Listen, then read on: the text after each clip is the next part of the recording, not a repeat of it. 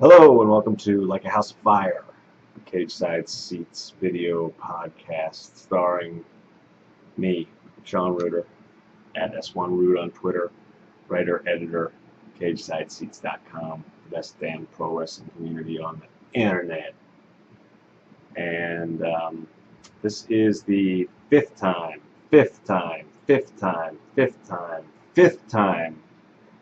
we're releasing an episode of Like a House of Fire to you, the Cage Side Seats community. And thank you for your support thus far. So what we do on here is we talk about something that's going on in pro wrestling, because you're on a pro wrestling website, and I like to talk about pro wrestling. So there you go. Perfect together. This week, big news. I guess it's big. I don't know. We'll talk about that in a second. Word came down via TMZ and some other people, and some other sources have confirmed it, while the parties themselves deny it. But apparently Spike TV is canceling TNA's Impact Wrestling, and that would be really, really, really bad for TNA, because that television contract is pretty much what's keeping them afloat, and has been for quite some time. So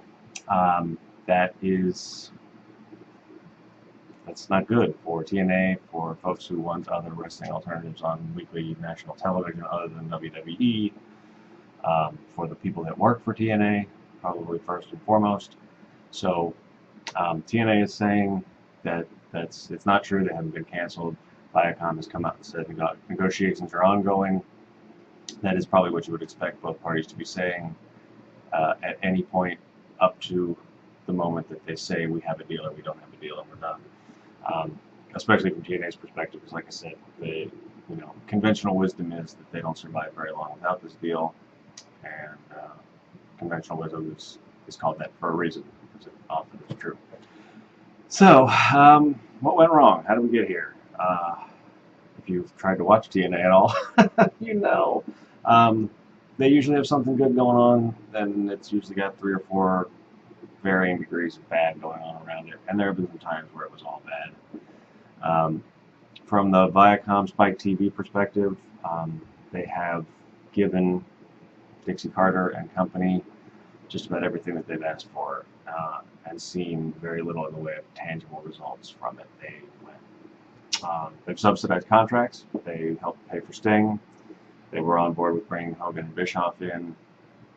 They went ahead and let them switch live to Monday nights for a laughable attempt to restart the Monday Night Wars that didn't last very long.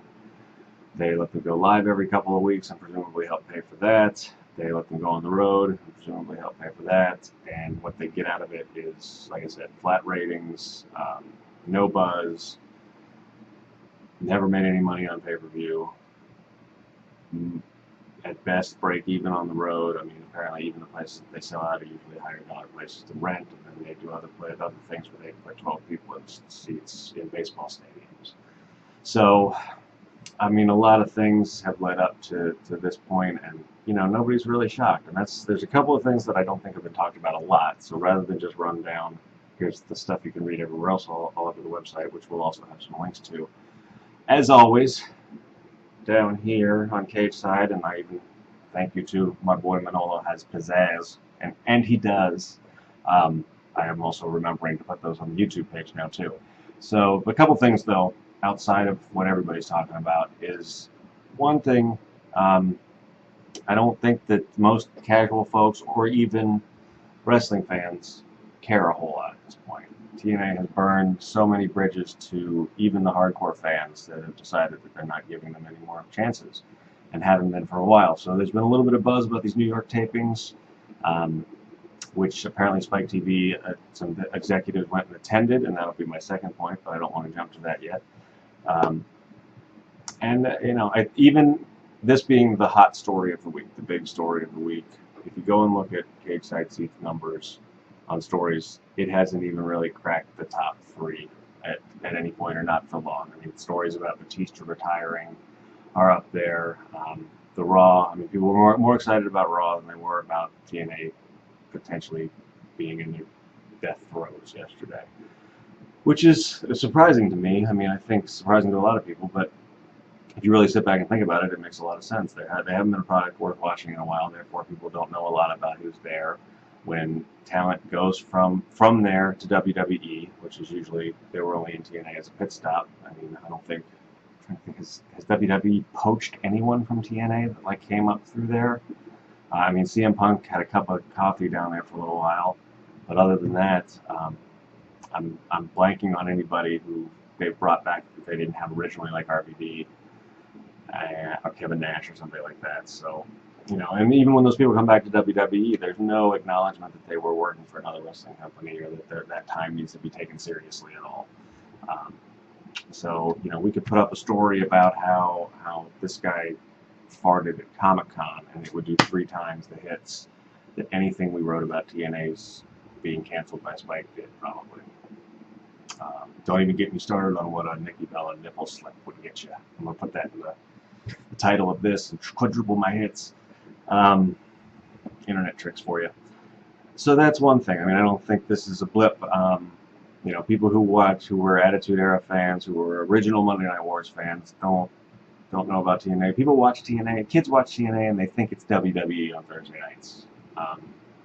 It's getting to where like WWE is the Kleenex, what Kleenex is to tissues, WWE is to wrestling. People don't realize that's a separate brand. And if they do, they probably decide they don't like WWE on Thursday nights because it's kind of weird. So I don't think that they're not moving the needle with anybody. So that's one thing. I think that resonates with a lot of people. I think that makes Spike say, you know, it doesn't matter if you're drawing 1 million people according to Nielsen, we're not getting much advertising revenue off of it, and you're not providing any other benefits. The other thing, and I harp on this a lot, and I get tired of talking about it, but you know, WWE's last television contract was a disappointment to them and to their investors because the demographics behind those ratings weren't very good, and that's not helping TNA in this regard, because, you know, even if they are a consistent million eyeballs and the #1 show on the network for Spike, there's not a lot of advertising dollars that go behind that. And when WWE, with their, you know, major corporate partnerships and links to global charitable organizations, can't overcome that stigma, little TNA is not going to do either.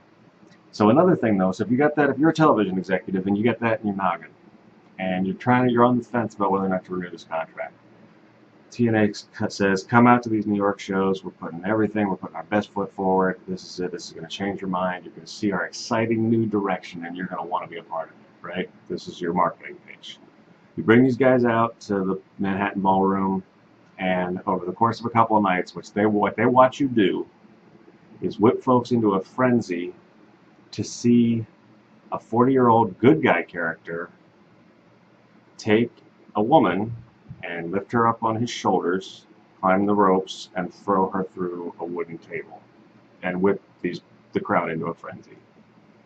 Now, if you're already on the fence about, you know, wrestling fans are, you know, the lowest common denominator, and they don't buy stuff, and I can't market this respectfully to anybody, and that's what you're presented with as this is our big push, this is our new direction, I mean, is that going to warm up your cold feet at all, or are you going to say, you know, maybe we'll do something else? Mixed martial arts has done a tremendous job. There's still some stigma about human cockfighting and whatnot, but they've done a pretty good job of re-educating the public into this is a legit sport. This is how, you know, we treat women competitors as respectfully as we could treat male competitors. And it's not just, I mean, it's not just the sexism, it's not just some racist tendencies, it's not just, you know, talking about trucks and beer and good-looking women, and it's all of those things together. But, and what I'm saying, what I'm positing in this is that, like I said, that scenario I laid out, if you bring your Viacom executives out and say, this is what we want to do going forward, and that's what they see, I don't know that they don't say, you know, Jeff Jarrett's Global Force Wrestling promotion might look a little bit more attractive as he tries to, you know, play up the honor of coming up from the indies and working internationally, and, you know, we're not even sure exactly what that is, but it sounds a whole hell of a lot better than here's the payoff to our 6-month story that gets to see a guy put a woman in the hospital. And again, the fact that the guy was the babyface makes it a little bit different from the last time Bully Ray put Mae Young through a table. At least then he was a dirtbag heel, and it was 10 years ago. It's a different market now, and I just don't think that helped at all. So what do we do? What do we do going forward? It's not out of the realm of possibility that Viacom doesn't go ahead and re-ups with Dixie for nothing. Probably the reason that they're saying that they're still negotiating is to, try to drive up the price that a competitor might pay for them and let them get out of it without getting their hands dirty, and maybe tricking the competitor into getting into bed with somebody who they think is a bad partner. But they may just wait and see and let Panda Energy and the Carters find out there's not a lot of money out there and see if they'll resign for less. If that does not occur, or if that does occur, I think the only thing that they should do is I'd scorch the earth. I would get rid of the TNA name. Like I said, I don't think it's worth a whole hell of a lot at this point anyway. Its reputation with hardcore fans is dirt, and it doesn't have a reputation with anybody else. So just rebrand the sucker, get Dixie off TV, make that if I was Viacom, I'd make that a stipulation of the deal. She shouldn't be on TV. She should. I don't know. It's hard to tell somebody that she shouldn't have a role in running a company, but I don't think she's proven that she's got a lot of skill in that regard. So maybe and especially with the rumors that the Vince Russo thing, that they wanted him gone, and they sneakily, I don't even think that's a word, but they, on the down low, they went ahead and hired him, brought him back in as a consultant. I think that would give them the ammunition that they need to say, we need a firewall between you and the product that ends up on television, Dixie Carter and Brain Trust. And just try to start fresh with something new with the established players. You can carry some of the feuds over, but I would try to do whatever I could to give it a different look, a different name, a different feel, to try to create something different. And if it's not TNA, if it's not Dixie Carter that gets that time slot and gets it, because I do think there's a home for, Spike makes sense as a home for a national pro wrestling product. If it's not TNA, if it is Global Force Wrestling, or if it's Billy Corgan's Resistance Pro, or it's not going to be Ring of Honor, unfortunately, whoever ends up with that opportunity, learn from TNA's mistakes and make sure that every dollar that you're spending is on putting the best possible product that you can on television and not trying to emulate WWE. Because, like I said, I think it's done nothing but harm TNA at every turn, both in terms of delivering an inferior product, spending their money unwisely, and just, again, not focusing on being the best wrestling product they can be, but trying to be a knockoff of somebody else who already does their own thing, and that you're probably not going to catch, at least not in the short term anyway.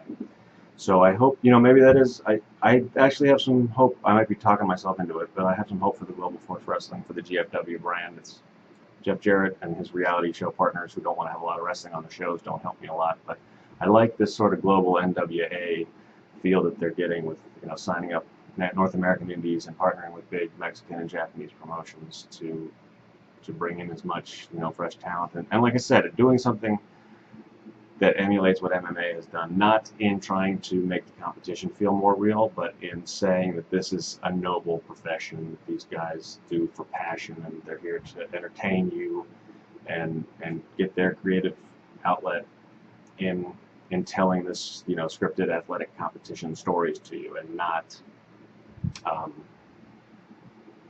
Claire Lynch, my drug addict friend tricked me into getting her pregnant, and not Dixie Carter got put through a table.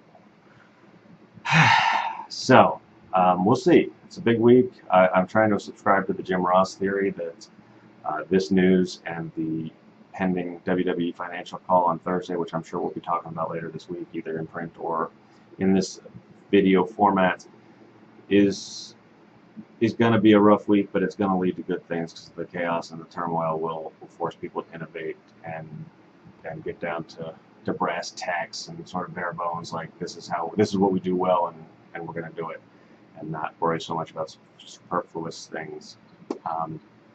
So we'll see. That's all we can do. Wait and see. My boss Gino's favorite thing. He hates that. Anyway, that's it for me. I've probably already gone over 10 minutes. I hope this was not a waste of your time. That's, you know. Please chime in and let me know what you think about this topic. If there's other things that you'd like to talk about, I'd love to do like a Q&A. If folks have questions about the site, about what we think about wrestling, we are trying to work on some interviews and some things for you. Hope you're enjoying what the Lady J says. She brings it much better than this clown. And, you know, keep reading, keep listening, tell your friends, deal with it.